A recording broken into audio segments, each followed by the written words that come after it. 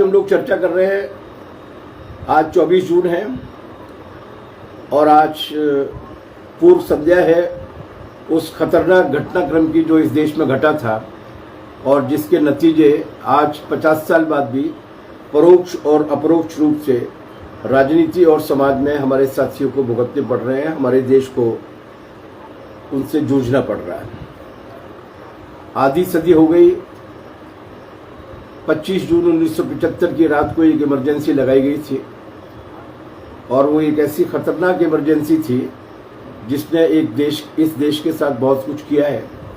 और जैसा कि कहा जाता है कि सभ्यता की ओर वही समाज आगे बढ़ते हैं जो अपने इतिहास जो अपने हादसों के साथ ये सीखना जानते हैं कि किस तरीके से उनको दोबारा से दोहराए जाने की स्थिति नहीं आए। 1975 की 25 जून को लगी हुई इमरजेंसी एक ऐसा ही हादसा थी। अगर हम अपने हादसों से, अपने इतिहास की दुर्घटनाओं से सबक नहीं सीखते तो आगे आने वाले दिनों में उनसे भी ज़्यादा भयंकर घटनाएं घटने की आशंकाएं रहती हैं। और जैसा कि एक बहुत मशहूर उक्ति है जिसे आमतौर से कार्ल मार्क्स के साथ जोड़ा जाता है कि इतिहास पहले अपने को प्रहसन के रूप में दोहराता है और उसके बाद त्रासदी के रूप में दोहराता है। लगभग वैसी स्थिति है क्योंकि हम उनके उस तरीके के समुचित सबक नहीं ले पाए। पहली बात तो बहुत सारे लोग हैं इस वक्त श्रोताओं में भी जो इमरजेंसी शब्द से उस चीज को नहीं समझ पाएंगे जो दरअसल घटी थी। आपातकाल उस बात को परिभाषित नहीं कर सकता जो 25 जून 1975 के बाद इस देश की जनता ने देखा। असल में हमारे देश के संविधान में एक प्रावधान है। संविधान में धारा 352 से लेकर 360 362 तक ऐसी धारा है जो बहुत ही असाधारण परिस्थितियों में इस देश की सरकार के पास किस तरीके की शक्ति होगी, वो सरकार क्या कर सकती है, इसके बारे में बताती है। उसी में एक धारा है 352। जो 352 की धारा ये कहती है कि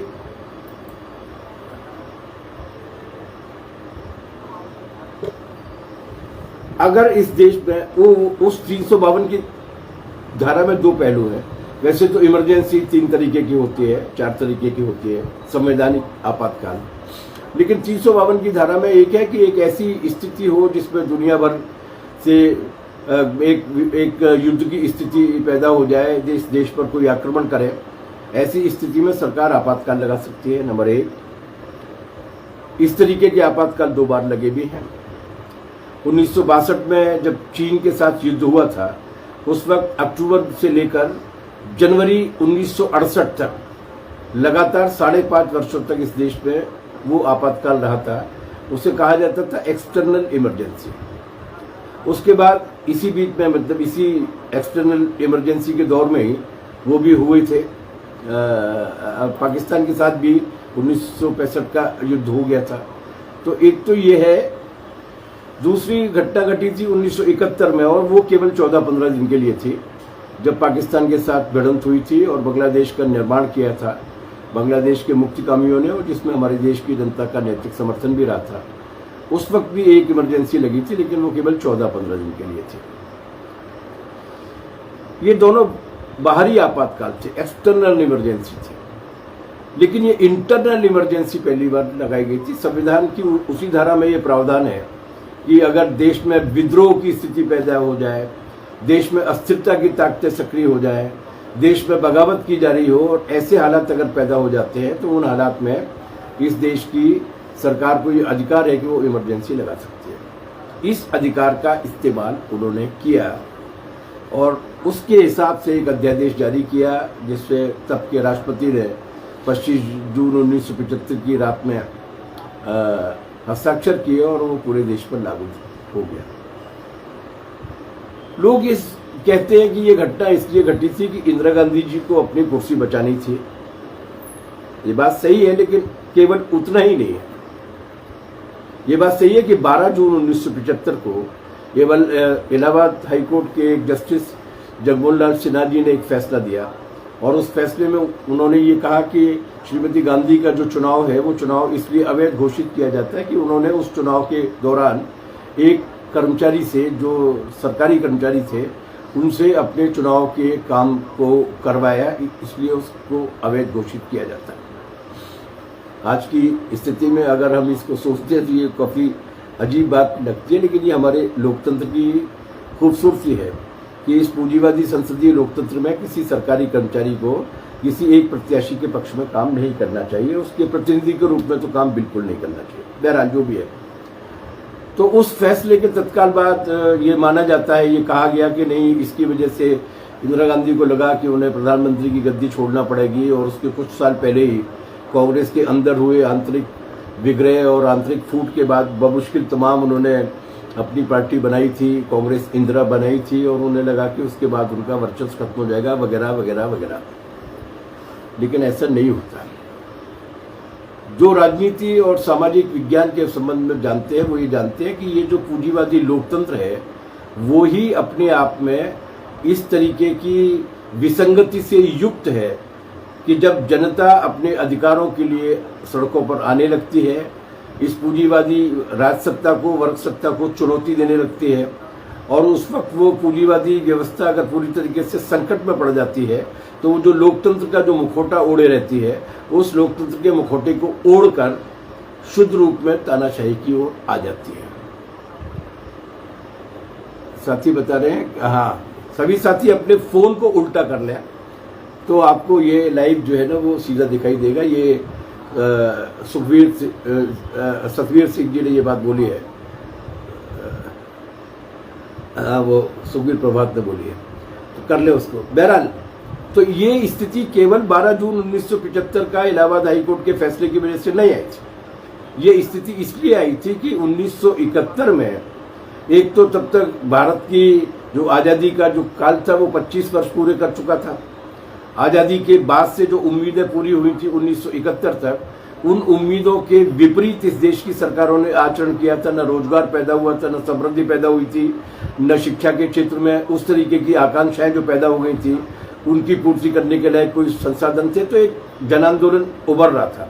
लेकिन इसी दौर में बांग्लादेश के युद्ध की आड़ में 1971 में श्रीमती गांधी एक बहुत विराट बहुमत के साथ जीत कर आई थी और उस वक्त उन्होंने जो नारे दिए थे, जो उस वक्त की जनता की बेचैनी को अभिव्यक्त करने वाले नारे थे, गरीबी हटाओ का नारा दिया गया था। गरीबी हटाओ के साथ साथ रोजगार और इन सब चीज़ों के बारे में भी नारे दिए गए थे। ये सारे नारे पूरे नहीं हुए थे और इनका खोखलापन पूरी तरीके से उजागर हो चुका था। दूसरी बात यह कि पूंजीवादी विकास का जो रास्ता चुना गया था, उस पूंजीवादी विकास के रास्ते के अंतर्विरोध भी उजागर होने लगे थे और संकट सामने आने लगा था, जन प्रतिरोध विकसित होने लगा था। और उसी जन प्रतिरोध का अगर थोड़ा सा जायजा हम लोग लें तो ये वो समय है जब इस देश की वो शानदार रेलवे स्ट्राइक हुई थी 1974 में, जब इस देश के 20 लाख रेल मजदूरों ने पूरी तरीके से रेल यातायात को ठप कर दिया था। 8 मई से वो होनी थी लेकिन 3 मई से शुरू हो गई थी। ये वो समय था जब सरकार में बैठा हुआ वर्ग मजदूरों पर वेज फ्रीज के कानून को लेकर आ रहा था। वेतन जाम किया जाएगा, वेतन बढ़ोतरियां नहीं होंगी। ये वो समय था जब बड़े पैमाने पर जो सार्वजनिक क्षेत्र के कर्मचारी हैं, निजी क्षेत्र के कर्मचारी हैं और मजदूर हैं, उन पर प्रतिबंध लगाए जा रहे थे और उनके आंदोलनों को कुचला जा रहा था क्योंकि उन आंदोलनों पर उभार आया हुआ था। ये वो समय था जब राजनीतिक रूप से भी जो मेहनतकश वर्ग हैं वो अपने आप को राजनीतिक रूप से भी व्यक्त करने लगे थे और अलग अलग राज्यों में उनकी मेहनतकश जनता की सरकारें भी बनने लगी थी। तो इस सब का ही असर था जो 1975 में इस लोकतंत्र के मुखौटे के उतरने के रूप में आया, अनायास नहीं आया। 1972 में इसकी 1971 के बाद से इसकी शुरुआत हो गई थी। 1972 में खास तौर से जब इस देश का सबसे ज्यादा संगठित मजदूर आंदोलन पश्चिम बंगाल में हुआ करता था, जहाँ किसान भी साथ थे, जहाँ मेहनतकश जनता भी साथ थे, जहाँ विद्यार्थी और नौजवान भी साथ थे और एक बड़ी ताकत के रूप में वामपंथ उभर कर आ रहा था। उस वामपंथ को कुचलने के लिए एक अर्ध फासिस्ट आतंक की शुरुआत हो गई थी जो 1977 तक चला। ये वो 5 वर्ष थे जब 1250 से ज्यादा CPM के नेताओं की हत्या की गई है हजारों की संख्या में हमारे कार्यकर्ताओं को, चाहे वो ट्रेड यूनियन के हों, चाहे वो किसान सभा के हों, चाहे वो विद्यार्थियों के हों, उन्हें अपने अपने जिलों को और अपने पश्चिम बंगाल को छोड़कर देश के दूसरे हिस्सों में पहुंचना पड़ा। और उस पृष्ठभूमि में सीपीएम वो पहली पार्टी थी जिस पार्टी ने कहा था कि इस देश में एक नए तरीके का अलोकतांत्रिक वातावरण बनाया जा रहा है। तब ये कहा था कि ये जो एक दलीय तानाशाही लाने की कोशिश की जा रही है, वो एक दलीय तानाशाही इस देश में एक ऐसी वर्गीय तानाशाही के रूप में बढ़ सकती है जो इस देश के लोकतंत्र और संविधान को संकट में डाल सकता है। तो 1972 में सीपीएम इस बात को कह चुकी थी कि इस तरीके की आशंका है। और जब ये सारी परिस्थितियां विकसित हुई तो जो विक्षोभ था, जो आक्रोश था, जो बेचैनी थी, वो बेचैनी अभिव्यक्त हुई 1974 के जबरदस्त छात्र आंदोलनों। वो केवल विद्यार्थियों के आंदोलन नहीं थे, वो दरअसल उस वक्त जो भ्रष्टाचार था, उस वक्त जो बेरोजगारी थी, उस वक्त शिक्षा और इन सारी चीज़ों की कीमतें आज की तुलना में तो बहुत छोटी लगती हैं, लेकिन उस वक्त की तुलना में काफ़ी तेजी के साथ में बढ़ रही थी। उत्पादन का भी संकट था, कृषि क्षेत्र में भी संकट था और उसके साथ साथ बाजार का भी संकट था। उसके विरोध में जो एक जबरदस्त आंदोलन विकसित हुए थे वो नवनिर्माण आंदोलन के रूप में गुजरात से विकसित हुए, उसके बाद बिहार तक आए, उसके बाद पूरे देश भर में जबरदस्त छात्र आंदोलन में तब्दील हो गए। और इसी आंदोलन को बहाना बनाकर 12 जून 1975 के इलाहाबाद हाईकोर्ट के फैसले के बाद इंदिरा गांधी ने 25 जून 1975 को तानाशाही को आंतरिक इमरजेंसी लगाने का ऐलान कर दिया। तो ये वो पृष्ठभूमि है जो पृष्ठभूमि हमें ये बताती है कि इमरजेंसी का मतलब क्या हुआ था, इमरजेंसी का मतलब वो क्या चाहते थे और किन परिस्थितियों में वो पैदा हुआ था। उस इमरजेंसी के दौरान क्या हुआ, उस जो कार्यकाल था उस इमरजेंसी का 25 जून 1975 से लेकर 21 मार्च 77 तक, जब लोकसभा के चुनाव परिणामों में कांग्रेस का लगभग सफाया हो गया, इंदिरा गांधी जी भी चुनाव हार गई, उस दौरान उस 19-20 महीने के दौरान क्या हुआ था, इसके बारे में बातचीत करने के वृत्तांत में जाने की बजाय आज की तुलना में हम उस हालात को नापने की कोशिश करेंगे, आंकने की कोशिश करेंगे। लेकिन दो बातें जरूर हम समझेंगे। एक बात तो ये कि उस इमरजेंसी ने इस देश के राजनीतिक सामाजिक हालात पर एक जबरदस्त असर डाला। पहला असर क्या डाला, 1952 में पहला चुनाव हुआ था, संविधान 1950 में आया था, लोकतंत्र की अभिव्यक्ति की आजादी की, लोगों की समानता और समता की चेतना जो है वो बहुत ताजी थी, आधी सदी भी नहीं हुई थी उसको। तो उस आधी सदी की जो लोकतंत्र था हमारे देश में, वो विकसित होने की कोशिश कर रहा था, जिसको अपन कहते हैं कि वो कली अभी पूरी तरीके से फूल के रूप में खिलने की कोशिश कर रही थी। विद्यार्थियों के लिए, विद्यार्थियों के लिए यूनिवर्सिटीज में और कॉलेजेस में छात्र संघों के चुनाव ज्यादातर जगह पर अस्तित्व में आ रहे थे और बाकी जगह पर उनकी मांग थी कि यहाँ पर भी लोकतंत्र होना चाहिए। एक बहुत जबरदस्त आंदोलन मजदूरों के बीच में से भी उठ रहा था, जिसका ये कहना था कि न केवल उसे अपने उद्योगों में काम करने के लिए लोकतांत्रिक तरीके से यूनियन को निर्वाचित करने का अधिकार होना चाहिए, बल्कि उसे ये भी अधिकार होना चाहिए कि प्रबंधन में भी श्रमिकों की भागीदारी होनी चाहिए। तो उस लोकतंत्र को विकसित किए जाने की प्रक्रिया चल रही थी, उस लोकतंत्र को और ज्यादा व्यापक बनाने की कोशिश चल रही थी। इस इमरजेंसी ने उसको रोक दिया पूरी तरीके से। उसमें जो वो जो कली एक फूल के रूप में खिलने की जो कोशिश कर रही थी उसको कुचल दिया, नंबर एक। नंबर दो, जो जिसका सबसे ज्यादा नुकसान अगर किसी एक राजनीतिक दल को हुआ है राजनीति में, तो वो कांग्रेस पार्टी है। लेकिन दूसरा जो काम हुआ वो ये कि उस जमाने में ये जो पूंजीवादी सामंती राजनीतिक दल है, इन पूंजीवादी सामंती राजनीतिक दलों में भी आंतरिक लोकतंत्र किसी हद तक हुआ करता था। नेता चाहे जितना बड़ा हो, लेकिन उसका वर्चस्व नहीं हुआ करता। पंडित जवाहरलाल नेहरू को भी कई बार कांग्रेस में हार का सामना करना पड़ा था और लोकतांत्रिक तरीके से कांग्रेस ने अपने रास्ते को चुना था, जबकि वो बहुत असाधारण रूप से लोकप्रिय नेता था। तो राजनीतिक दलों का अपना आंतरिक लोकतंत्र भी है, वो पूरी तरीके से ब्लॉक हो गया, जो उसका विकास रुक गया। और अंदर भी, उनके अंदर भी एक बहुत ही सामंती तरीके का ढांचा तैयार हो गया, जो बाद के दिनों में हम देखते हैं कि आज सीपीएम को छोड़कर या वामपंथियों को छोड़कर बाकी के सारे राजनीतिक दल व्यक्ति केंद्रित हो गए हैं। एक ही नेता है और उसी नेता के आधार पर उनकी अपनी पूरी कार्रवाई चलती है। चाहे वो ईरान और इजराइल पर नीति कौन तय करेगा, इसके लिए सत्ता पार्टी की वर्किंग कमेटी या संसदीय बोर्ड की बैठक नहीं होती है। दूसरी पार्टियों के भी नाम ले लीजिए, उन पार्टियों में भी जो फाइनलाइजिंग अथॉरिटी होती है वो एक व्यक्ति होता है। तो एक व्यक्ति केंद्रित राजनीतिक ढांचों के विकास में भी इस इमरजेंसी ने एक उत्प्रेरक की भूमिका की है, ये भी एक बात थी। लेकिन जो सबसे बड़ी बात थी ये कि इसने जनता के विश्वास को डिगा दिया। जनता का लोकतंत्र के अंदर जो एक भरोसा हुआ था, एक आत्मविश्वास पैदा हुआ था, एक स्वाभिमान पैदा हुआ था कि हम सरकारों को बदलने की क्षमता रखते हैं, उस पूरे के पूरे स्वाभिमान और आत्मविश्वास को उसने खंडित कर दिया।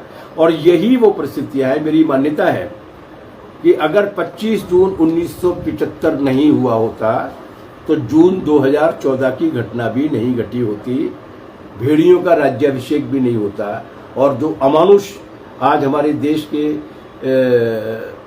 प्रशासनिक और राजनीतिक ढांचे पर कब्जा किए हुए बैठे हैं, उन्हें भी अलग थलग किया गया होता अगर उस तरीके की स्थितियां पैदा हुई होती। तो इसका एक राजनीतिक, सामाजिक, लोकतांत्रिक वातावरण पर असर पड़ा है। और ये एक बहुत ही, जिसको कहते हैं, एक भारत के इतिहास पर, भारत के शुरुआती इतिहास पर एक बहुत बड़े धब्बे के रूप में, कलंक के रूप में है इमरजेंसी। लेकिन जो भी थी, भारत के संविधान में दी गई धारा 352 के तहत उस संवैधानिक धारा का दुरुपयोग करके लागू की गई थी। लेकिन कम से कम संविधान में उसकी कोई न कोई गुंजाइश छोड़ी थी संविधान के निर्माताओं ने। आज क्या चल रहा है? अगर 25 जून 1975 जिसकी पूर्व संध्या पर बैठकर हम लोग बात कर रहे हैं, अगर वो आपातकाल था, आंतरिक आपातकाल था, तो आज पूरा देश 2014 के बाद से एक ऐसे आफत काल में है जिसकी तुलना में वो 19-20 महीने की इमरजेंसी बहुत छोटी घटना लगती है। और ये कहते हुए मुझे बहुत खुशी नहीं हो रही है, क्योंकि 25 जून 1975 से 21 मार्च 1977 तक की जो इमरजेंसी थी वो छोटी नहीं थी। उसमें वर्किंग क्लास पर हमले हुए हैं, उसमें विद्यार्थियों पर हमले हुए हैं, उसमें लोकतंत्र पर हमले हुए हैं, उसमें संविधान पर हमले हुए हैं, उसमें सुप्रीम कोर्ट का भी एक ऐसा खतरनाक फैसला आया था जिसने भारत के संवैधानिक लोकतंत्र पर ही प्रश्न चिन्ह खड़ा कर दिया था। वो बुरी थी, बहुत बुरी थी। लेकिन आज जिस तरीके की बुरी हालत में है उसकी तुलना में वो बहुत छोटी घटना लगती है। आज क्या स्थिति है?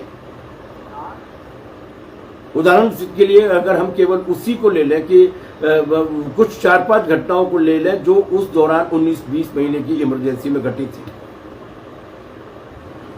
सबसे बड़ा काम उन्होंने किया था अभिव्यक्ति की स्वतंत्रता का जो चौथा खंबा माना जाता है, जो लोकतंत्र का चौथा खंबा माना जाता है, उस प्रेस की स्वतंत्रता पर पूरी तरीके से रोक लगाता था। बाकायदा सेंसरशिप के कानून को लागू कर दिया था। सरकार के विरुद्ध, इंदिरा गांधी के विरुद्ध, इमरजेंसी के विरुद्ध किसी भी तरीके की खबरें नहीं छपेंगी, ये बना दिया था।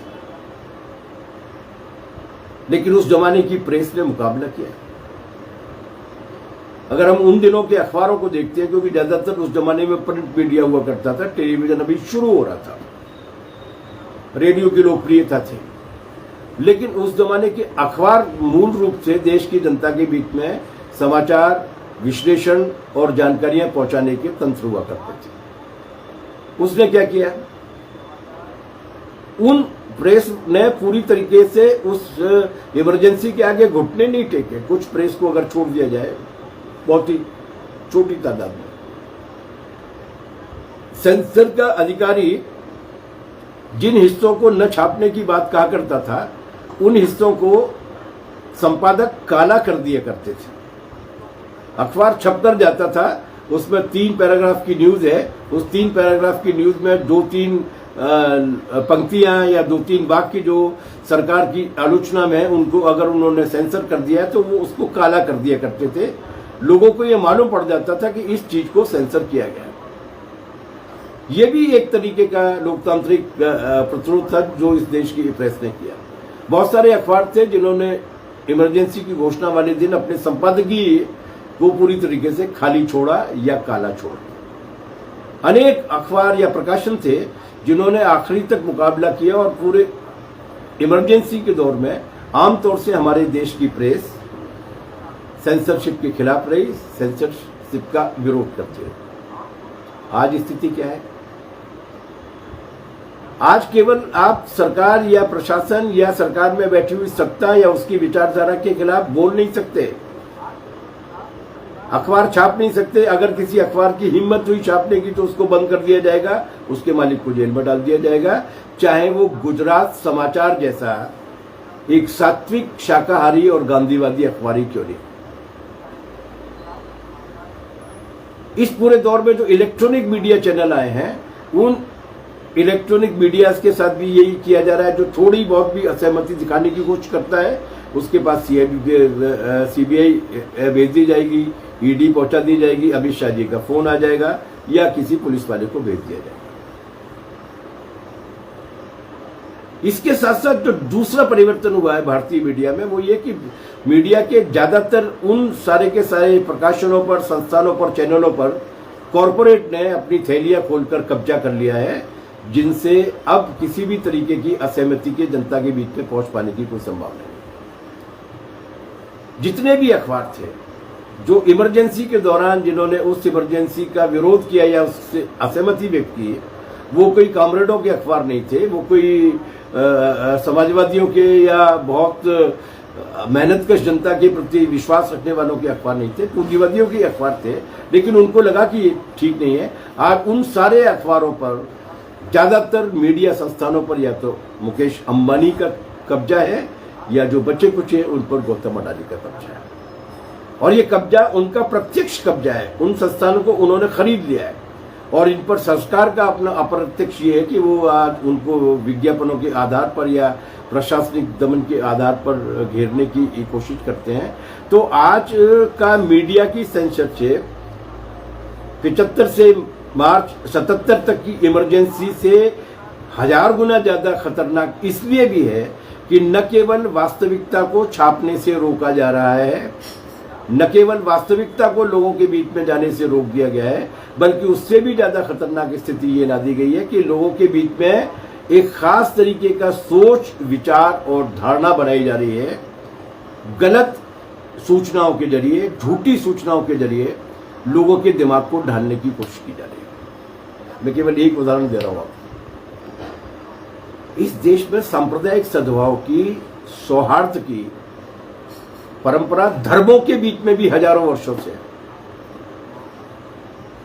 इस तरीके के विद्वेष, नफरत और घृणा की चेतना इस देश की उन धार्मिक परंपराओं का भी हिस्सा नहीं है, उन धार्मिक परंपराओं का भी हिस्सा नहीं है जिन्होंने वर्णाश्रम की क्रूर प्रणाली को चलाया, जिन्होंने जाति श्रेष्ठता के नाम पर अपने ही धर्म को मानने वाले लोगों के बीच में अनेक तरीके के दमन किए। उनके बीच में भी इस तरीके के धार्मिक विद्वेष की, घृणा की परंपरा नहीं है,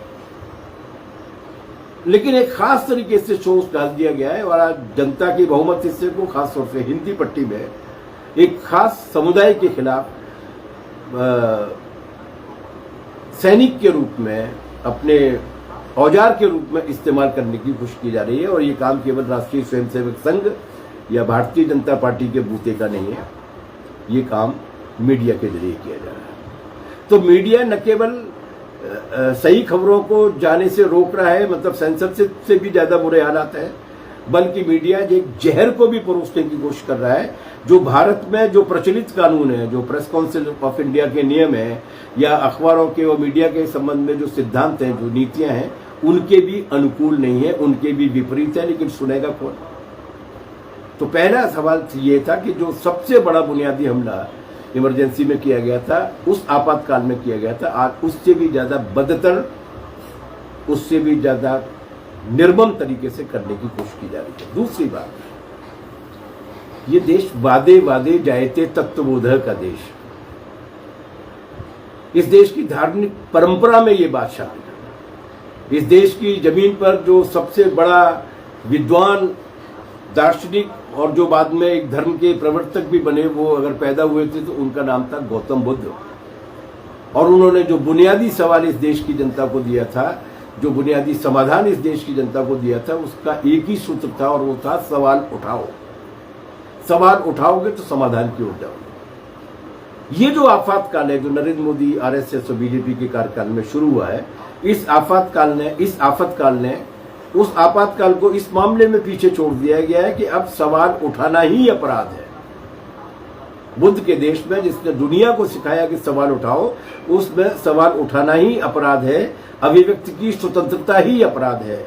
और ऐसा करने की जरूरत अगर कोई करता है तो वो चाहे जितना बड़ा साहित्यकार हो, चाहे जितना बड़ा वैज्ञानिक हो, चाहे जितना बड़ा कलाकार हो, उसकी आवाज को न सिर्फ कुचल दिया जाएगा बल्कि उसको पुश टू द कॉर्नर करके, उसको एक मुकाम पर पहुंचा के एक तरीके से उसे अलग थलग कर दिया जाएगा, उसे इतना निराश और हताश कर दिया जाएगा कि वो जीवन में कभी उस तरीके की बात सोचने की हिम्मत नहीं करता।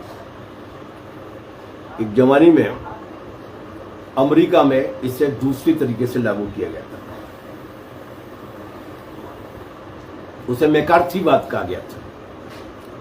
मैकार्थीवाद का मतलब यह था कि अमेरिकी सरकार को या सत्तारूढ़ वर्ग को अगर किसी के प्रगतिशील या कम्युनिस्ट होने का संदेह होता था तो उस पर सारी प्रशासनिक मशीनरी टूट जाती थी। लेकिन इसके लिए भी उन्होंने एक कानून बनाया था।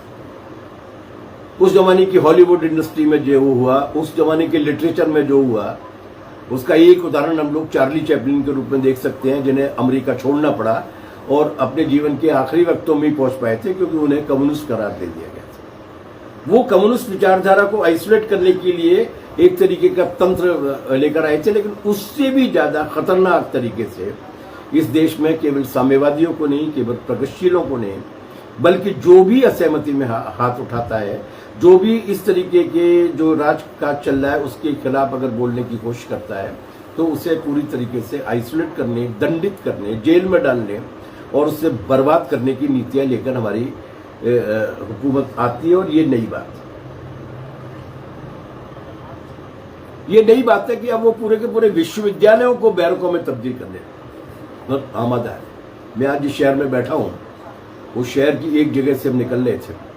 ये वो प्रदेश है जिस प्रदेश में पिछले 2-3 वर्षों में 30,000 से ज्यादा विद्यालय बंद कर दिए गए। 30,000 से ज्यादा सरकारी विद्यालय बंद कर दिए गए। और यहां पर बड़े बड़े होर्डिंग्स लगे हुए हैं जिनमें कहा जा रहा है कि हमने 400 से ज्यादा नए विश्वविद्यालय खोले। विद्यालय अगर बंद हो जाएंगे तो विश्वविद्यालय में पढ़ने के लिए जाने वाला कौन है? वो शिक्षा की जड़ों में बहुत योजनाबद्ध तरीके से मट्ठा डालने की कोशिश कर रहा है।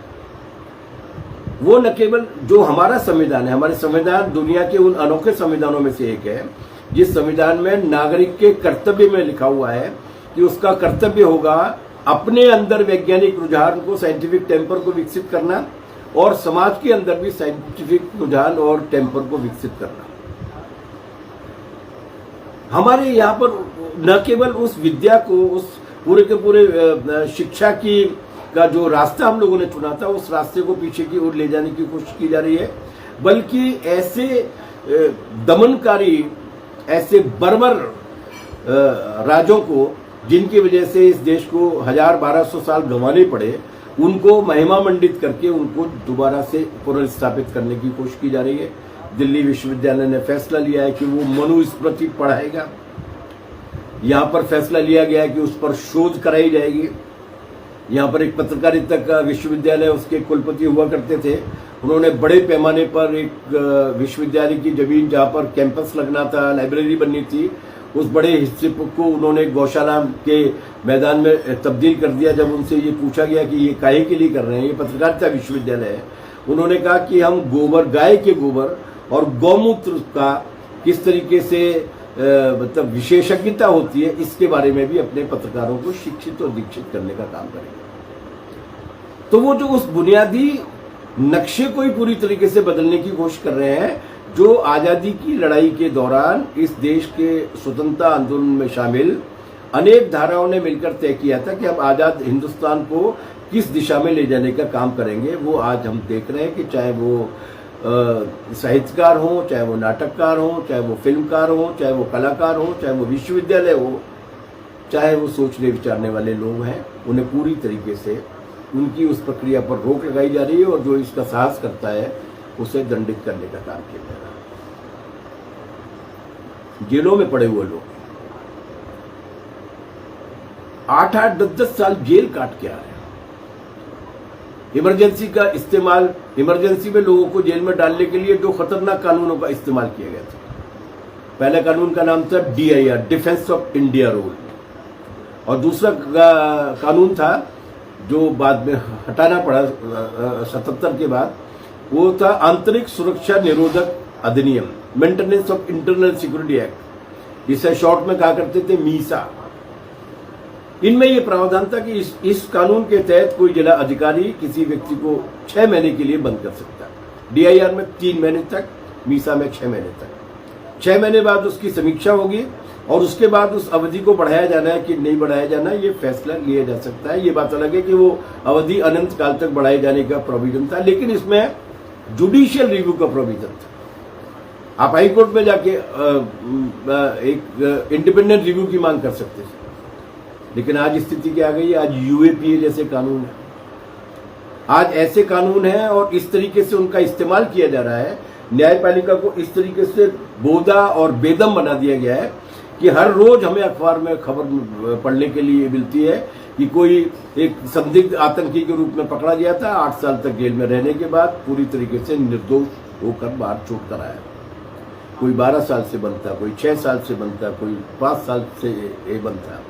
और UAPA जैसे कानून है जिनमें आप किसी को भी आतंकवादी करार दे सकते हैं और जब तक उसका फैसला होगा तब तक उसके नाम पर कुछ भी कर सकते हैं। मध्य प्रदेश की घटना की जानकारी दे रहा हूं। कानून और कानून को लागू करने वाली मशीनरी का किस तरीके से दुरुपयोग करके इस देश को विषाक्त बना रहे हैं। उज्जैन है, वहां पर महाकाल का शहर कहा जाता है, महाकाल शिव का एक रूप है।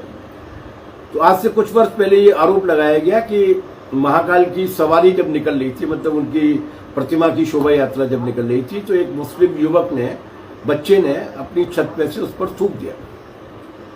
उसको गिरफ्तार कर लिया गया, बुलडोजर चला के उसके पूरे मकान को तोड़ दिया गया। उज्जैन, जहां पर इस हमारे मध्य प्रदेश में सबसे ज्यादा परंपरागत रूप से आबादी में मुस्लिम्स की ये संख्या है और शांतिपूर्ण सद्भाव की सैकड़ों वर्षों की परंपरा है, वहां पर तनाव भी पैदा कर दिया गया। और अभी जब कई वर्ष गुजरने के बाद, अभी कुछ महीने पहले उज्जैन की अदालत ने यह फैसला दिया कि यह मुकदमा ही झूठा था। न केवल इसका कोई गवाह नहीं है, बल्कि जिसके नाम से FIR दर्ज की गई है उस व्यक्ति ने अदालत में आके ये कहा कि मैं तो फलाने शहर से सवारी देखने के लिए आया था, मुझे तो मालूम ही नहीं है। मुझसे तो इन्होंने कहा कि दस्तखत कर दो, मैंने किसी को थूकते वूकते हुए नहीं देखा। लेकिन वो जो बुलडोजर चल गया उसका क्या होगा? वो जो पहुंच गया, वो जो परिवार उनका जेल में रहा और उसकी जो सामाजिक हैसियत हुई उसका क्या होगा? और इस बीच में जिन लोगों के बीच में आपने वो जो जहर पैदा कर दिया उसका क्या होगा? तो आज जिस तरीके से वो कुछ कानून के तहत तो बिना कानून बनाए हुए प्रशासनिक मशीनरी और मीडिया पर अपने कब्जे के आधार पर जो काम कर रहे हैं, जनता के एक बड़े हिस्से को कम से कम ये मालूम तो था कि आपातकाल लगा हुआ है, खबरें हमारे पास नहीं पहुंचने दी जा रही है। आज खबरों को तोड़ मरोड़ के, उनको जहरीला बना के जिस तरीके से भेजा जा रहा है, ये ज्यादा जनता को प्रभावित करने का काम करता है। दंड संहिता बदल दी उन्होंने, न्याय प्रक्रिया बदल दी, नए कानून लेकर आ गए। और न केवल नए कानून लेकर आ गए, बल्कि उन्होंने न्याय प्रणाली के साथ भी जिस तरीके का जघन्य अपराध किया है वो इमरजेंसी में नहीं हुआ था। इमरजेंसी में केवल एक बदलाव किया गया था और वो ये था कि सुप्रीम कोर्ट के चीफ जस्टिस के रूप में जिनकी सीनियरिटी थी उनकी नियुक्ति नहीं हुई थी, उनकी जगह जिनकी नियुक्ति हुई थी उन्होंने एक खराब फैसला दिया था। लेकिन बाकी न्यायपालिका ने घुटने नहीं टेकी। बाकी न्यायपालिका की उस स्वतंत्रता पर जो हमारे संविधान ने दी है उस पर किसी तरीके की काटछाट नहीं की गई थी। आज क्या हो रहा है? आज न्यायपालिका की आम भाषा है, लोया कर दिया जाएगा। आज ये हो रहा है कि न्यायपालिका को भी अलग तरीके से भरा जा रहा है, उसमें लोगों की नियुक्तियां की जा रही हैं और न्याय प्रक्रिया को भी प्रभावित करने की कोशिश की जा रही है। और कहीं अगर कोई सुप्रीम कोर्ट, कोई हाई कोर्ट अगर न्याय संगत फैसला दे देता है तो उसके बाद जिस तरीके का अभियान उसके बारे में उसको लेकर चलता है वो भी हमारे सामने है। और न्यायपालिका पूरी तरीके से जो मैनेज करने की जो कोशिश की जा रही है उसके नतीजे हम लोगों ने देखा है।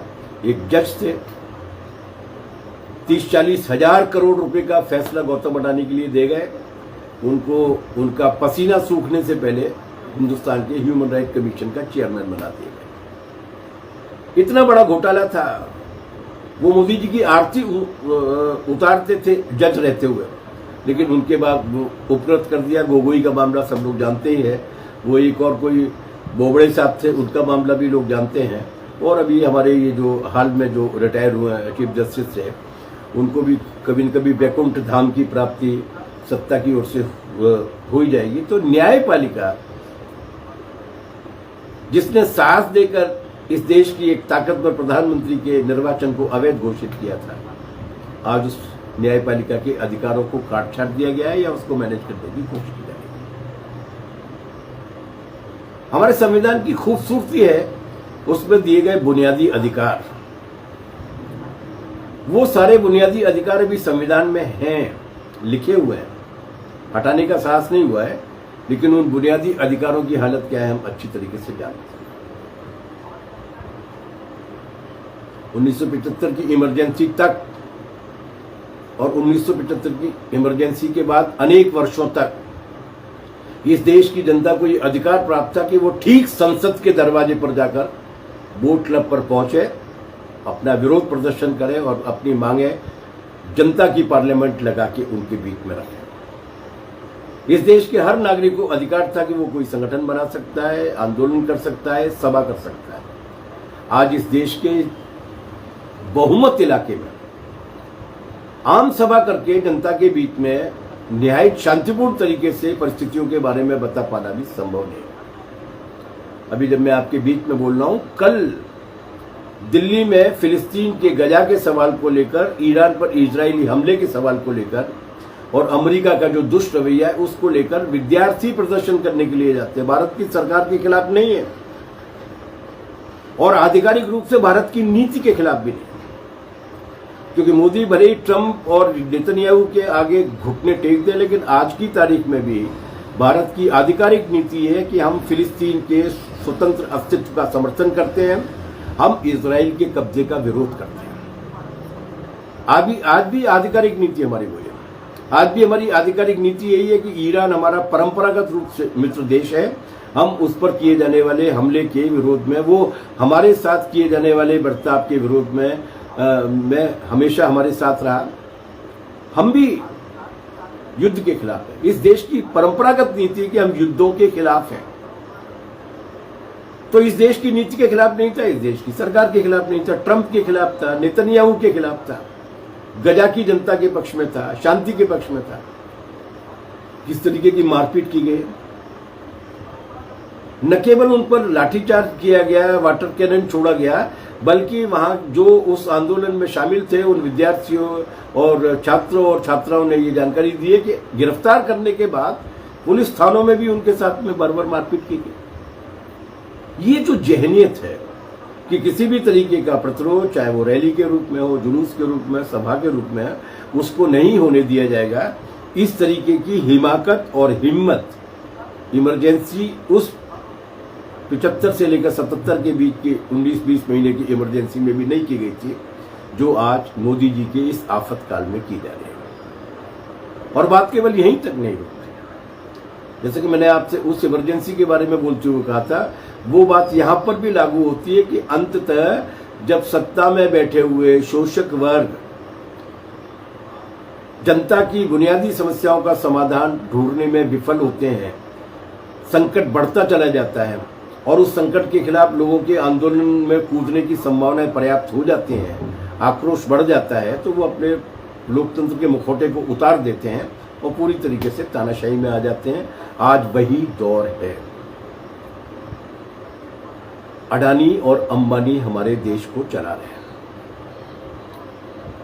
मोदी जी उस आलोचना के पात्र हैं, बल्कि उससे भी ज्यादा सख्त आलोचना अगर की जा सकती तो उसके भी पात्र हैं, लेकिन मोदी जी को ज्यादा श्रेय देने की आवश्यकता नहीं है। वो प्रधानमंत्री के रूप में अपने उस हिंदुत्व के नवफासीवादी एजेंडे को आगे बढ़ाने का काम कर रहे हैं, जिस जहर में वो शिक्षित, दीक्षित और पारंगत है। लेकिन इस देश की आर्थिक नीतियां, इस देश की औद्योगिक नीतियां, इस देश की कृषि नीतियां और अब इस देश की विदेश नीति भी इन दो बड़े कॉरपोरेट्स के हितों को ध्यान में रखते हुए बनाई जा रही है। इमरजेंसी में ऐसा नहीं था। हम लगाते थे ये सरकार वो सरकार, टाटा बिरला की सरकार का नारा, लेकिन इसके बाद भी टाटा और बिरला एक डिस्टेंस के साथ हुकूमत के साथ रहा करते थे। सरकार कई बार उनके खिलाफ कार्रवाई भी दिखावे के रूप में किया करती थी। वो अपने नियंत्रण वाले समाचार माध्यमों से सरकार की आलोचना वगैरह भी किया करते थे। पूंजीवाद के विकास में सरकार का योगदान था, लेकिन इस तरीके से उनके चाकर या उनके कहार के रूप में नहीं था जिस तरीके से आज हुआ। डोनाल्ड ट्रंप 14 बार बोलते हैं इस बात को कि मैंने सीजफायर कराया। हम एक वाक्य में हमारी सरकार का विदेश मंत्रालय या प्रधानमंत्री उसका खंडन नहीं करता। क्यों? उधर वो बोल रहे हैं, वहां पर ट्रंप भारत के बारे में नकारात्मक टिप्पणियां कर रहे हैं।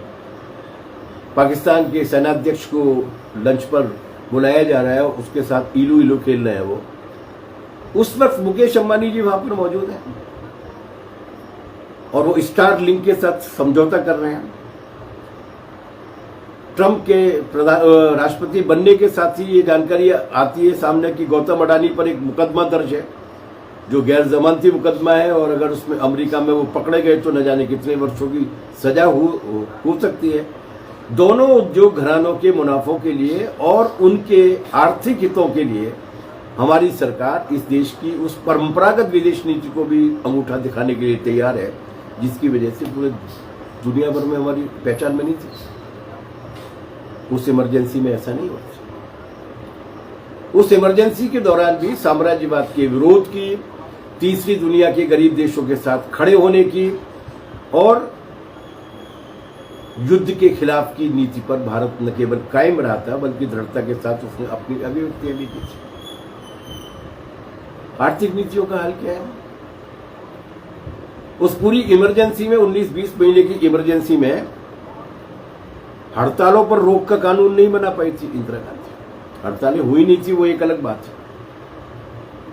उनके जितने भी नेता थे वो सब मीसा में थे, लेकिन हड़तालों पर रोक का कानून नहीं बना। उन्होंने एक कानून बनाया था केवल, और वो था कि वो जो बोनस मिलता है 8.33%, उस बोनस को घटाकर आधा कर दिया जाएगा। मैं जो कह रहा हूं आपसे कि पूंजीवाद का संकट था, उसके लिए काम किया गया था। लेकिन आज इस अघोषित आपातकाल में क्या हो रहा है? आज इस अघोषित आपातकाल में ये हो रहा है कि मजदूरों के सारे जितने भी श्रम कानून थे, 150 वर्ष पुराने, 250 वर्ष पुराने, 100 वर्ष पुराने, अनगिनत कुर्बानियों के बाद जो हासिल किए गए थे, उन सारे के सारे कानूनों को हटा दिया गया। 4 लेबर कोड ले आए। अभी ट्रिब्यूनल आंदोलन की एकता है, उसकी संघर्ष की ताकत का डर है, तो अभी तक उन्होंने उसको लागू करने का नोटिफिकेशन जारी नहीं किया, लेकिन कानून ले तो आए। अब कोई 8 घंटे कानून का भी कोई मतलब नहीं है। 1926 में जो ट्रिब्यूनल एक्ट बन गया था उसका भी कोई मतलब नहीं है। 1946-47 में जो मिनिमम वेज एक्ट बन गया था उसका भी कोई मतलब नहीं है। अब पूरी तरीके से भारत की जो मेहनत का जनता है उसको मुनाफाखोर उद्योगपतियों के रहमो करम पर छोड़ दिया जाएगा। अब किसी भी तरीके की कानूनी राहत उनको नहीं मिलेगी। ये बंदोबस्त किए जा रहे हैं। खेती किसानी के प्रति रवैया क्या है? ये 3 जो कृषि कानून लेकर आए थे उसके खिलाफ इस देश के किसानों ने जिस तरीके से आंदोलन किया, संघर्ष किया, उसमें हम लोगों ने देख लिया। लेकिन इसके बाद भी वो मान नहीं रहे। अभी ट्रंप को बधाई देने के लिए जब गए थे वो वाशिंगटन, उसके बाद जो संयुक्त विज्ञप्ति जारी की गई है डोनाल्ड ट्रंप और नरेंद्र मोदी के हस्ताक्षरों से, उसमें जिस तरीके का सरेंडर वो करके आए, उनकी बाइक्स के लिए, उनके एग्रीकल्चर इक्विपमेंट्स के लिए, खेती में लगने वाले उपकरणों और मशीनों के लिए उनकी मोटरसाइकिल्स के लिए, उनके खेती में पैदा होने वाले उत्पाद के लिए, उनके दुनिया की मार्केट से 25-30% ज़्यादा महंगे पेट्रोल के लिए, उनकी ऑटोमोबाइल इंडस्ट्री के लिए, इन सब के लिए भारत का बाजार खोल दिया जाएगा। वो उस जॉइंट स्टेटमेंट में है जिसमें टैरिफ की धमकी दी गई और उसकी एवज में ट्रंप ये कहता है कि हम भारत से आने वाले अनार और आम के आयात की अनुमति देंगे। आम और अनार। तो जिस तरीके से सरेंडर किया जा रहा है आज, वो सरेंडर भी दुनिया भर की कॉरपोरेट्स और भारत की कॉरपोरेट्स के हित में किया जा रहा है। ये हिम्मत उस इमरजेंसी के दौरान नहीं हुई थी जो इस इमरजेंसी में की जा रही है। और एक और खतरनाक काम जो किया जा रहा है, जो दरअसल भारतीय संविधान का ही निषेध नहीं है, जो 1857 से लेकर 1947 तक संगठित रूप से चले 90 वर्ष के स्वतंत्रता आंदोलन के हासिल का ही निषेध नहीं है, बल्कि वो हमारी 2500-3000 3,500 साल पुरानी उन परंपराओं का भी निषेध है जिन्होंने विचारधारा के जरिए, सुधार आंदोलनों के जरिए इस देश की उस जड़ता पर प्रहार किया था, जिसने इस देश को एक कुंठित और अंधेरी गुफा में कैद देश में तब्दील करके रख दिया था। उस मनुवाद की दोबारा आधिकारिक रूप से वापसी की जा रही है इसी आपातकाल में, और बाकायदा संस्थागत रूप से आक्रामक तरीके से उस काम को किया जा रहा है जो काम नहीं था। अभी परसों घटना घटी है इटावा में। वो बता रही है कि अब ये हमले किस स्टेज पर पहुंच गए। महिलाओं के खिलाफ जो करते थे वो करते ही थे, शूद्रों के खिलाफ जो करते थे, जो जिन्हें तथाकथित रूप से एससी कहा गया है, दलितों के साथ जो करते थे उसकी तीव्रता तो बढ़ी रही है, आदिवासियों के साथ जो कर रहे हैं उसकी तीव्रता लगातार बढ़ी रही है, तो उनको बेदखल कर रहे हैं। लेकिन ये जो इटावा वाली घटना घटी है, वो घटना उसके अगले स्टेज की बात कर रही है। और अगले वहां पे क्या हुआ, वहां पर ओबीसी समुदाय है यादव, उस यादव समुदाय के कथा प्रवाचक हैं कुछ, जो कथा वाचने के लिए जाते हैं, धर्म का प्रचार करने के लिए जा रहे हैं, आंदोलन का प्रचार करने के लिए नहीं जा रहे हैं।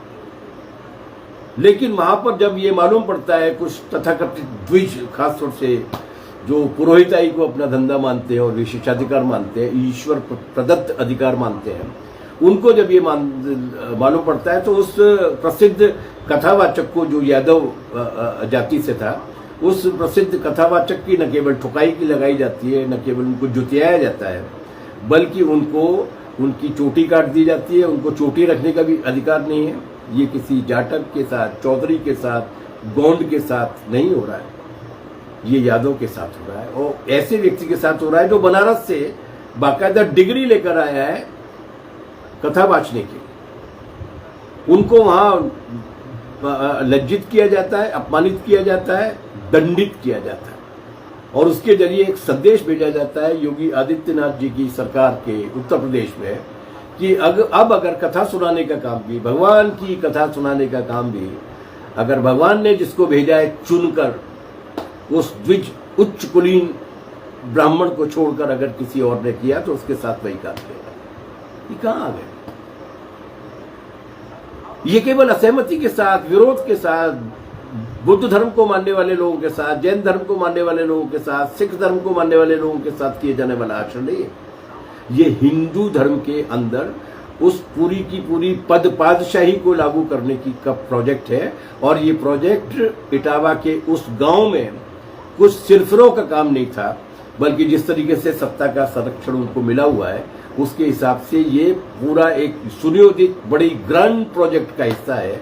और ये वही ग्रांड प्रोजेक्ट है जिसके बारे में मोहन भागवत जी बोल चुके हैं कि हमारी सरकार में बैठे हुए हमारे लोग और समाज में काम करने वाले हमारे लोगों का हर पग, हर काम हिंदुत्व की ओर, इस देश को हिंदू राष्ट्र बनाने की ओर अग्रसर।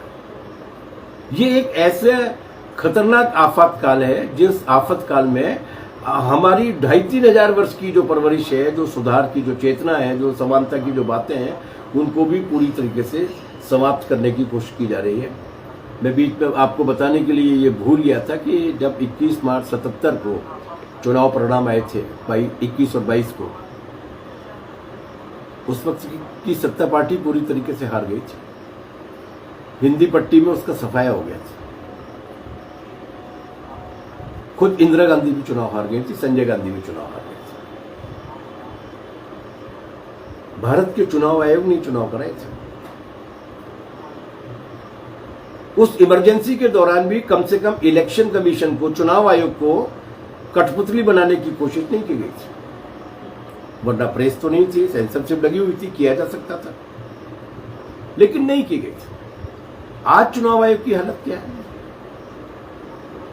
मुख्य विपक्षी पार्टी का नेता बाकायदा दस्तावेजी सबूत देता है कि किस तरीके से लाखों की संख्या में वोट कुछ मिनटों के अंदर डाल लिए गए, किस तरीके से लाखों की संख्या में वोट, बल्कि एक करोड़ के आसपास वोट कुछ दिनों में ही बढ़ गए।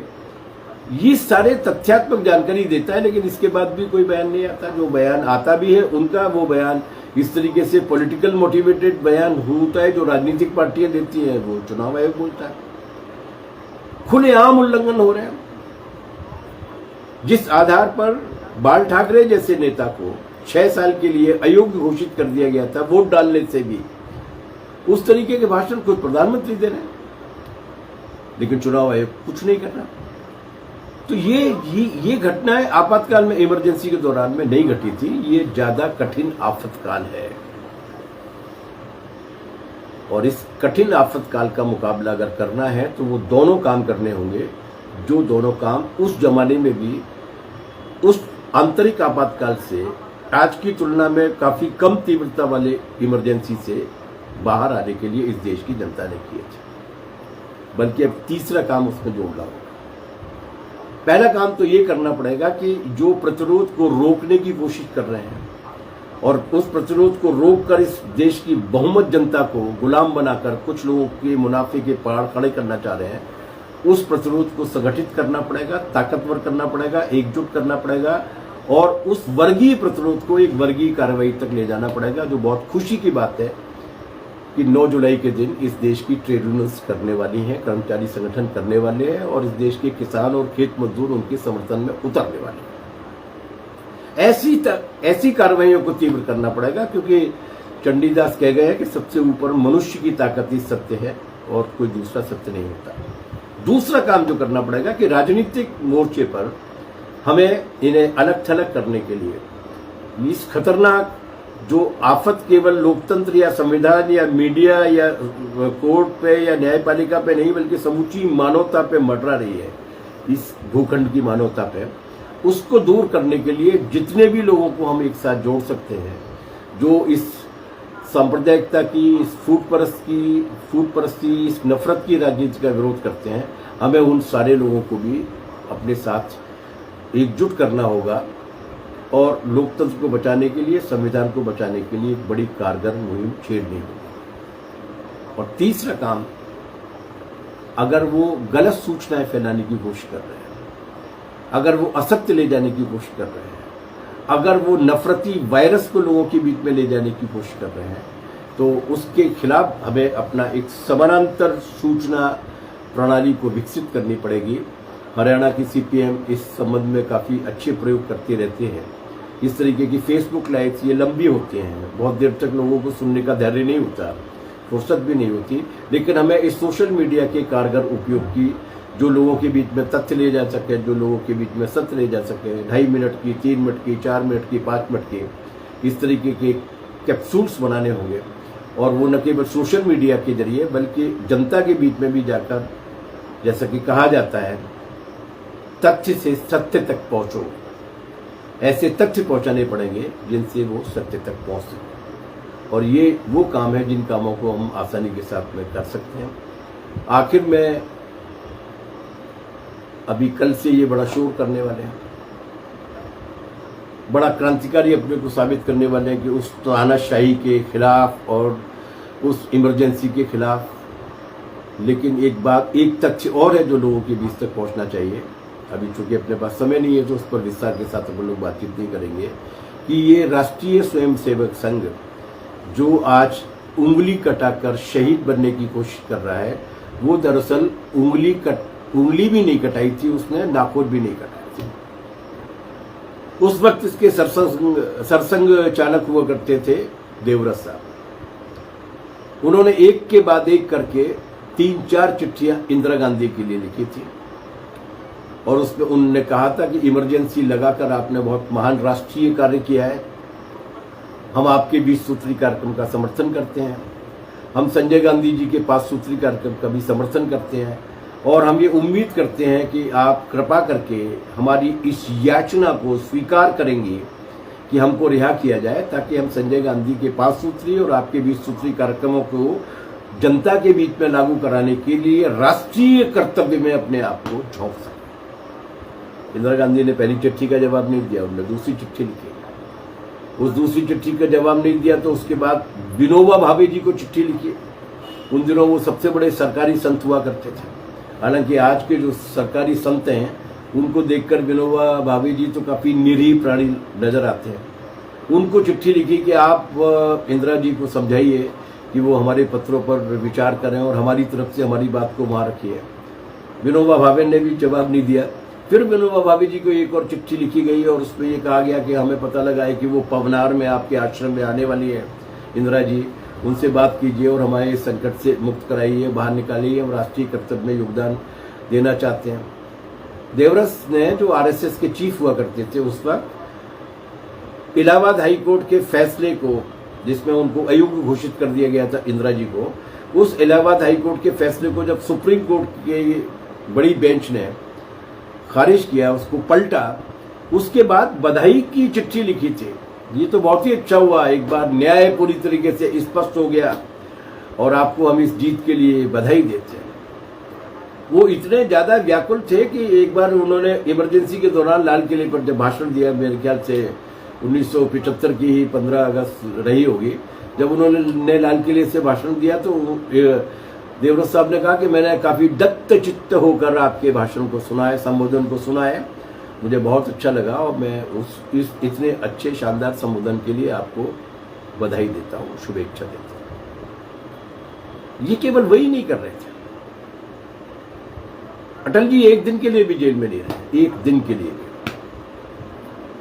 बल्कि उनके जितने भी मानने वाले लोग थे, उस जमाने में भारतीय जनता पार्टी नहीं थी, जनसंघ थी, उस जनसंघ के जितने भी लोग थे, student federation of India SFI के कार्यकर्ता के रूप में हम जब 19 वर्ष के थे तब हमें इमरजेंसी की जेल में रहने का अवसर मिला।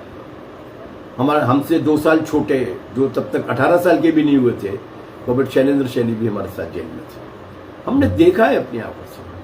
हमारी जेल में कनस्टर हुआ करते थे, जो पोस्ट बॉक्स की तरीके से यूज करते थे, डाक के डब्बे के रूप में, और हमें पोस्ट कार्ड मिला करते थे सप्ताह में 2 के हिसाब से। एक दिन वो एक की जगह 2 कनस्टर हो गए। हमने वो जो हमारे जो पोस्टमैन का काम किया करते थे जेल के, हमारे संतरी थे पान सिंह, उनसे हमने पूछा कि क्या हो गया, ये 2 कैसे हो गए? बोले 2 नहीं, अभी तो 3-4 हम लोगों को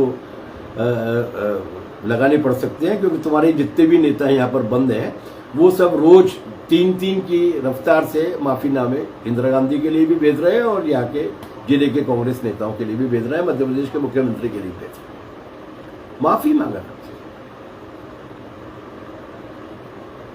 और ये कोई संयोग की बात नहीं कि इमरजेंसी, उस इमरजेंसी की तानाशाही के जितने भी प्रतीक थे, खासतौर से 2 बड़े प्रतीक थे, वो दोनों के दोनों प्रतीक चंदन की तरीके से आरएसएस और भारतीय जनता पार्टी ने अपने माथे पर धारे हैं। एक का नाम था जगमोहन। ये वो सज्जन थे जो उस जमाने में दिल्ली के लेफ्टिनेंट गवर्नर हुआ करते थे, मतलब दिल्ली के राज्यपाल, उपराज्यपाल या जो भी है उनका पद।